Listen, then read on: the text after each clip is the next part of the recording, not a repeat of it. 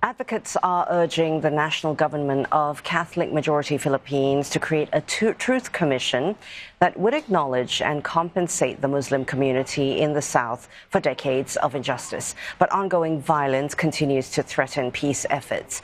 CNA's Buena Bernal explains the challenges faced by the region. Many children in the southern Philippines may not know it, but older Moros, the Muslim natives of the country's south, like educator Tarhata Tarapas, still carry painful memories of conflict. Gayon noon, na kami mga Bangsamoro ay naalisan ng karapatan na pumunta o makapag-aral. Kasi nga, lagi kami nasa liblib, nagtatago. Ang mga babae, itinatago kasi nga, sorry sa word, nare-rape,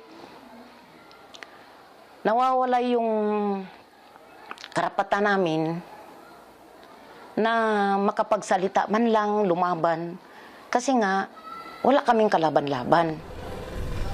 This region is now called the Bangsamoro Autonomous Region of Muslim Mindanao, or BARM.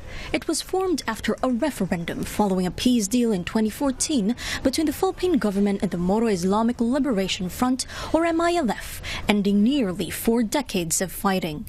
MILF was the largest Muslim rebel group to emerge from a rebellion that began in the late 1960s.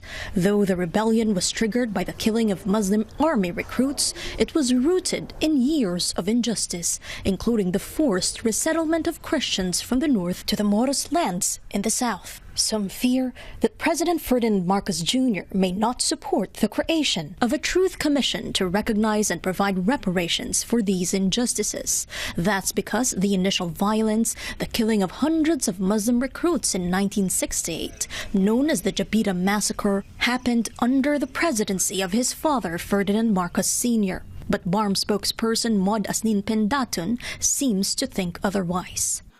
The president has been very supportive of the peace process, and admittedly, for some observers, to a good surprise.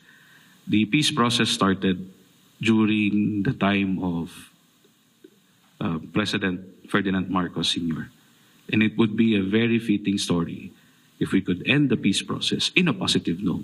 But plans for a truth commission is hampered by the fragile peace in the region. We're on our way to the town here in the island province of Basilan, where members of the Philippine military tasked to escort humanitarian workers last January 22 were attacked by lawless elements. 4 ended up dead, 2 were soldiers, and 12 others were wounded. MILF's longtime peace negotiator, Mohagerik Bal, tells me some MILF fighters involved in the clash have pending arrest warrants, which make them cautious of state forces entering MILF's community strongholds. And on the part of the MILF, I don't think we have other option. The only option right now is the pursuit of peace in Mindanao. I can be very hard to you in terms of issues. You need to remain friend, meaning you can be hard on issues, but you have to be soft on people. Some MILF members and leaders have pending criminal cases, and they have applied for amnesty.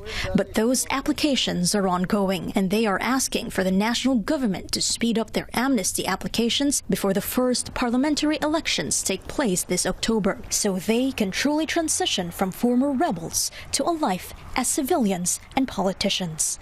Buena Bernal, CNA, Southern Philippines.